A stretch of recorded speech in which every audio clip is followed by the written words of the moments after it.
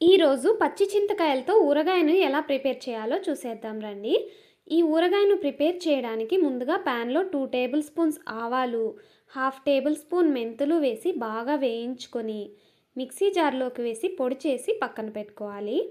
తర్వాత ఇంకొక ప్యాన్లో పచ్చి చింతకాయలను వేసి వాటర్ పోసి బాగా రుద్ది కడిగి ఆ నీళ్ళన్నీ వంపేసి మళ్ళీ ఫ్రెష్గా వాటర్ పోసుకొని మూత పెట్టి ఒకే ఒక పొంగు రానివ్వాలి.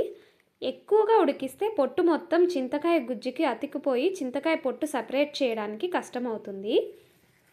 తర్వాత ఉడికించిన చింతకాయలను ఒక ప్లేట్లోకి తీసి చల్లారబెట్టుకోవాలి. ఈ చింతకాయలు కంప్లీట్గా చల్లారాక పొట్టు, ఈనెలు సపరేట్ చేసి తీసుకోవాలి. నేనైతే సీడ్స్ని కూడా తీసేస్తాను. మీకు సీడ్స్ నచ్చితే అలానే కూడా ప్రిపేర్ చేసుకోవచ్చు. ఇలా చింతకాయలన్నిటిలో నుంచి గుజ్జు సెపరేట్ చేసి పక్కన పెట్టుకోవాలి.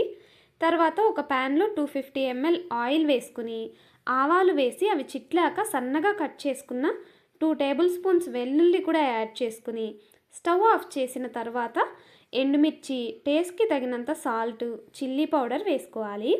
ఈ ఊరగాయకి ఉప్పు, కారం ఇంతే వేయాలి అని చెప్పలేము. ఎందుకంటే ఒక్కో చెట్లో చింతకాయలు ఒక్కొక్కలాగా ఉంటాయి కదా పులుపు.